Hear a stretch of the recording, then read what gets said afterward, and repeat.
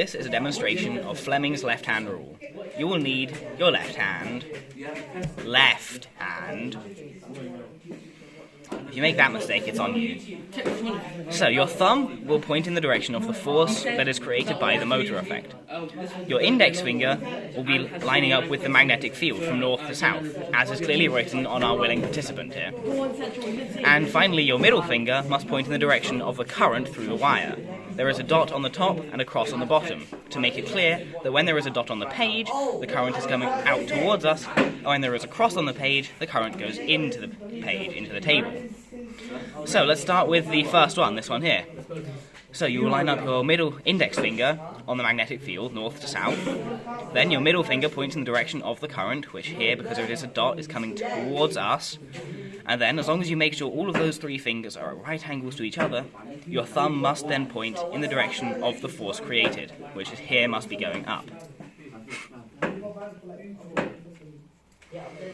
Now, the second one, again, you line up with the magnetic field first, and then line your middle finger up with the current, which here is going down because there is a cross on the page, and again, make sure you're at right angles and your thumb is pointing in the direction of the magnetic field, which is now downward. Action. Now we will look at figuring out not just the force, but any of the other factors like the current or the magnetic field. So starting on this one here now, first align with the force, which is going in that direction.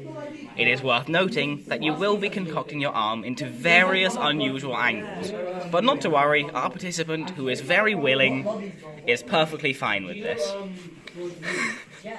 Now that your thumb is pointing the right way, we see we have current there to work with as well, and we're trying to work out the magnetic field. So, point your finger in the correct direction for current, which as we see it as a dot is coming away from the page towards us. And again, as long as you're at all right angles, your final finger will be pointing in the correct direction, so we know that the north is at the bottom and south the top. And finally, we'll move on to this one, where we are trying to work out the direction of current. So, face your thumb in the direction of the force, and then your index finger in the direction of the magnetic field. And again, you may end up concocting yourself into various unusual angles. And again, as long as you are all at right angles with your fingers, then the final finger, your middle finger, will be pointing in the direction of the current in the wire.